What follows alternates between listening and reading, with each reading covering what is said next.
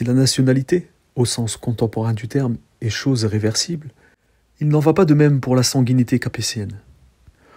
On est prince du sang, on ne le devient pas. Et c'est encore une grande leçon que nous offre la tradition capétienne. Au-delà des aléas de l'histoire et des bouleversements révolutionnaires, au-delà des lois et des frontières qui se font et se défont, une famille subsiste qui incarne une permanence et une continuité. Il nous appartient de travailler à une meilleure connaissance du passé commun, car comment saurions-nous où nous allons si nous ignorons d'où nous venons?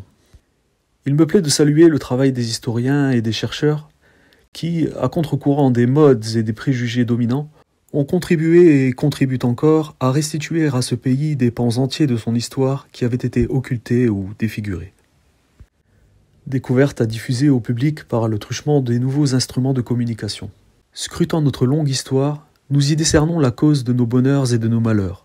Quand la France, saisie par l'orgueil, s'éloigne de Dieu, elle est abaissée, humiliée, divisée et désemparée, perdant même jusqu'au sens de son identité. Mais quand au contraire, la France, humble et confiante, se tourne vers Dieu, elle est alors élevée, triomphante et unie. Elle redevient la fille aînée de l'Église et la nation de prédilection du Créateur.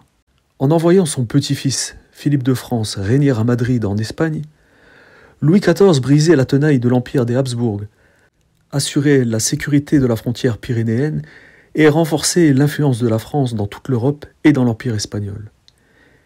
Il voulait l'instauration d'une Europe du Sud bourbonienne sur laquelle régneraient les princes de son sang alliés entre eux.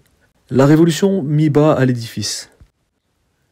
Henri IV, avant d'être roi, était de Navarre, c'est-à-dire d'un royaume indépendant, un étranger, et pourtant, il devint roi parce que la Providence en a voulu ainsi, au travers de la mise en œuvre des lois fondamentales du royaume.